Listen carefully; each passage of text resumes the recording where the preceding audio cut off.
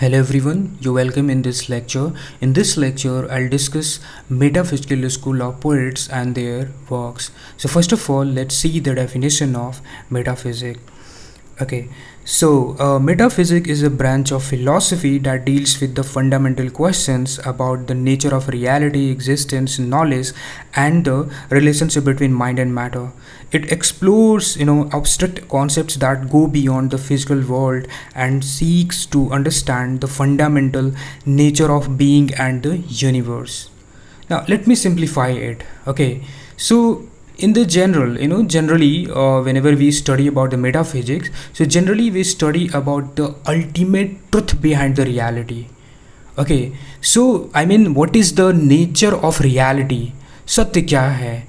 हम जो देखते हैं, सुनते हैं, समझते हैं, क्या वो सत्य है भी या नहीं?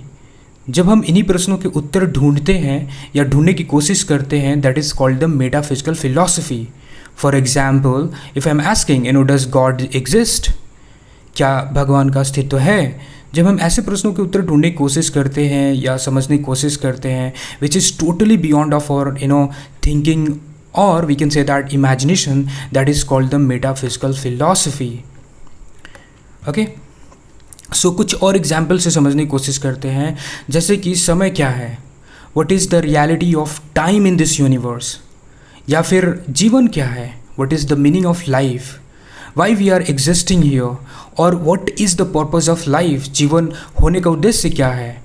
जीवन basically whenever we discuss about it, or we are trying to know the things behind it. Okay, and we can say that the fundamental questions, there are these are the fundamental questions that we try to know in the philosophy of metaphysics.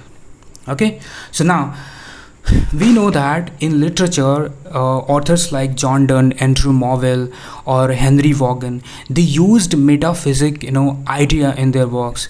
Generally, they use, comparisons in their works. Okay, through their comparisons, they portray love, emotion, thought in the different way, which is totally beyond of common thinking. Now let's see the definition. Like, the metaphysical poets often give concrete form of strict ideas through their unusual image and comparisons. Now यहाँ पे समझने की कोशिश करेंगे कि ये unusual images का जो यूज़ करते हैं या कंपैरिजन्स है वो क्या है. Okay, now let's see the. Okay, so यहाँ पे जो है एक पिक दिख रही है आपको, दो इमेज दिख रही है जिसमें एक कंपास है और दूसरे में फ्ली है. Now you know that John Donne was a metaphysical poet. He was a very famous metaphysical poet and he wrote valediction. It's a very very famous और important work by him along with the flea. Okay, so we will try to understand ki what is the basically comparison or the conceit which is used by them. तो यहाँ पे अगर मैं बात करूँ, in this poem the John Donne portrays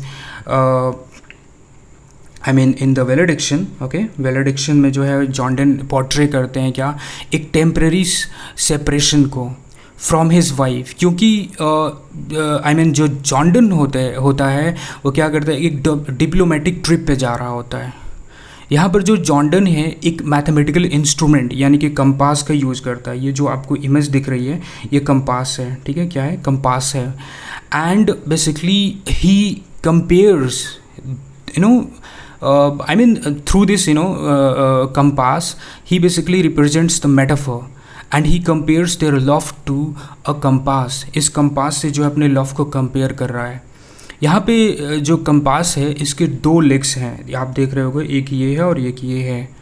ठीक है, जो फिक्स है, मान लेते हैं कि ये वाला जो लेग है ये फिक्स है. अब फिक्स जो लेग है ये सिंबलाइज करता है जॉन डन की वाइफ को जो कि घर पे रहती है. जो सेकंड लेग है वो जो है वो भी जो है इसके अराउंड फिक्स रहता है. जो फर्स्ट लेग है इसके अराउंड जो है ये फिक्स रहता है. अब ये क्या आता है कि एक फिक्स सर्कल में जो फर्स्ट लेग है वो फिक्स सर्कल में जो सराउंडिंग में उसको घूमता रहता है. और ये जो लेग है वो जॉन डन को रिप्रेजेंट करता है. जो सेकंड वाला लेग है ना वो जॉन डन को रिप्रेजेंट करता है. और ना both leg are connected on the top. कहाँ पे, कनेक्टेड ऑन द टॉप और ये क्या दिखाता है, it shows the unbreakable bond of love, किसके, जॉर्डन का और उसकी वाइफ के. This is the unique idea basically Jordan portrays in his work. Now in the second example we will see कि here he wrote the flea करके एक word था, काफ़ी फेमस था इन दिस पोएम. वो एक बात करता है एक फ्ली के बारे में. अब ये जो है फ्ली है एक प्रकार का इंसेक्ट होता है जो खून चूसता है, ठीक है. अब जॉर्डन का मानना है कि ये जो फ्ली है वो मेरा और मेरी बिलवेट का यानी कि उसकी प्रेमिका का जो है खून जो है चूसता है या सक करता है, और वो जो ब्लड होता है वो फ्ली के अंदर जो है यूनाइट हो जाता है. ओके क्या हो जाता है, यूनाइट हो जाता है. और उसका मानना था कि we are separated physically but united within the flea, यानी कि हम जो है फिजिकली सेपरेट तो हैं बट जो कि हमारा जो है हम दोनों का जो है ब्लड फ्ली ने सक करा और फ्ली के अंदर जो है ये ब्लड दोनों का है, इसलिए क्या है कि we are connected in the within the flea. अब जो है हम जो है क्या हो चुके हैं, कनेक्टेड हो चुके. This is the example of the platonic love. Platonic love means a spiritual love. Okay now let's see the some important facts which is related to the metaphysical school of poets. The first of all, we know that metaphysical poets and this group was emerged during the early 17th century, and we thought there was also some important groups also emerged along with it, like the Cavaliers and the school of Spencer. So the metaphysical was a very famous, okay, the metaphysical group was very famous. Jordan was very prominent author in the metaphysics. Okay, so he was very famous for the valediction and the flea. Then we know that Andrew Marvell was also very famous. He wrote To Coy His Mistress. Okay, and the Coy His Mistress is a prime example of the carpe diem. He used carpe diem in this work. Okay, it's a perfect example of the carpe diem, and we know that the carpe diem term it was given by the Horace. Okay, he was the Roman author. Now Abraham Cowley was also there. Then Henry Vaughan, Henry Vaughan, I don't know exactly pronunciation his work ka, you can search. And then George Herbert, he is very famous for his work The Temple. Again the Richard Crasso, he wrote Steps to the Temple. क्या एक work आता है Steps to the Temple. So these are the some of the important works by the metaphysical poets. Now technique, here we will talk about the techniques. Okay, so techniques क्या use करते हैं मेटाफिजिकल्स में. We know that कि conceits जो है conceits it's a very very important technique by the metaphysicals. Okay, then discordia concurs, ये जो है डॉक्टर जॉनसन ने दिया था इसको, और somewhere these are the similar things. So अगर conceits की बात करें, so conceits means a extended metaphor जहाँ पे फार फिच्ड इमेज की कंपैरिजन करा जाता है. I have given you already examples through the valediction and the flea. Then wit जो है also it's a very important technique they used. Jordan को जो है बोला जाता है the universal monarch of wit. किसने बोला था, थॉमस कैरियो ने बोला था. Then we know that Pope भी जो है जॉर्डन को बोलते हैं कि Jordan had no imagination but as much wit. Okay, as much as विट, ऐसे. तो विट का जो है बहुत यूज़ करते हैं ये, just because they wrote a kind of intellectual poems. It was not easy to understand. Okay, so बहुत डिफ़िकल्ट और इंटेलेक्चुअल पोएम्स लिखा करते थे, beyond the imagination and the thinking, we can say that. Colloquial language also they used colloquial language. We know that Jordan की जो canonization poem है इसकी I think in 1633 वहाँ पे जो है वो colloquial language के यूज़ करते हैं. So yeah, of course they used this. Then paradox, then the Platonic love. I have already told you about the Platonic love or the spiritual love. Now let's see the next. Now here we will discuss about the term जो है काफ़ी important है. metaphysical term जो है किसने दिया था, कब आया था. तो first of all we know that the William Drummond, he was the person who coined this term in the literature. I mean literature के फील्ड में इसके पहले बहुत सारे authors आए और उन्होंने यूज़ करा है this I mean इस टर्म को, बट द मेटाफिजिकल जो टर्म है ही यूज्ड इन द 1630 में. ही was the Scottish poet and he was the member of the school of Spencer. जो स्कूल ऑफ स्पेंसर जो है एक ग्रुप होता है, वी नो दैट कि मेटाफिजिकल के पैरेलल में ही वो ग्रुप जो है इमर्ज हुआ रहता है. So he was the member of school of Spenser. Then अगर बात करें ड्राइडन की, सो Dryden he also use this term in his work discourse concerning satire 1693 में आता है. And he basically criticised John Donne, okay, for his style and language. Okay, so we can say that कि it is a kind of derogatory term used by the John Dryden for the John Donne. Now next is Samuel Johnson. It's a very famous, he is very famous for his poetry criticism, and he was the lexicographer also.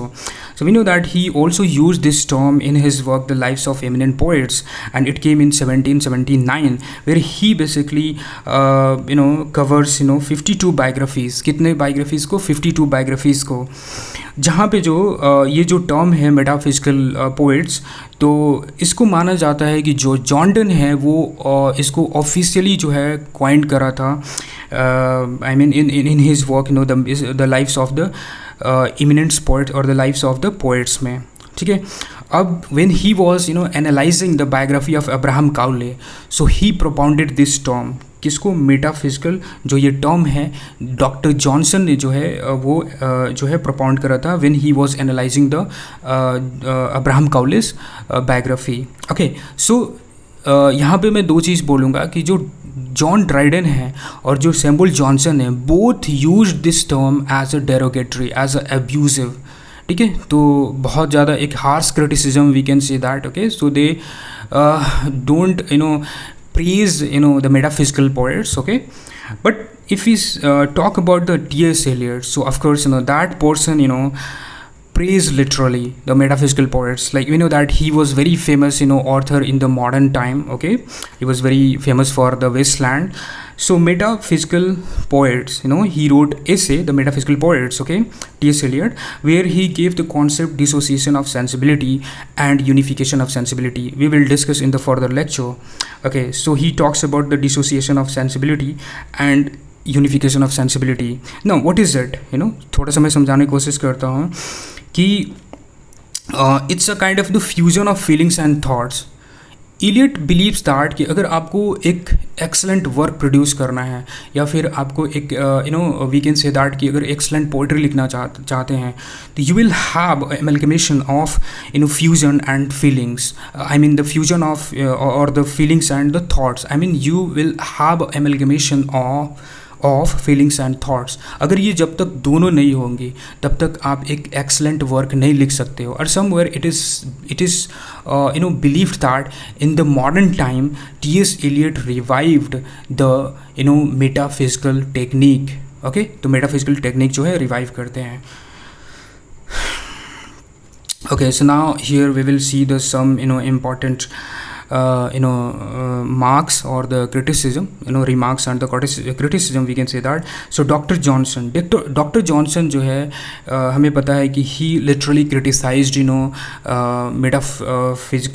metaphysic poets. तो यहाँ पे क्या करते हैं, ये बोलते हैं कि men of learning, ये जो है men of learning है, ये जो है अपने चीज़ों को दिखावा करने में बिलीव करते हैं, अपने टैलेंट को, अपने एक्सेलेंसी को, अपने जो है नॉलेज को है ये दिखाते हैं. And so there the learning was their whole endeavour. एक ही काम है, अपनी चीज़ों को दिखाओ, शो ऑफ करो. So doctor Johnson said. Then we know that Dr. Johnson again said heterogeneous idea yoked by the violent together. So इनके जो ideas होते हैं वो काफ़ी ज़्यादा violent होते हैं जब एक साथ आते हैं. We know that we have seen already.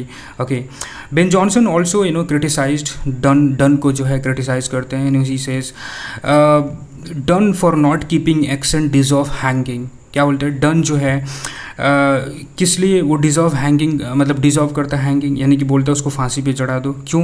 क्योंकि वो जो अपना जो एक्सेंट है जो पोइट्री में वो नहीं रखता है.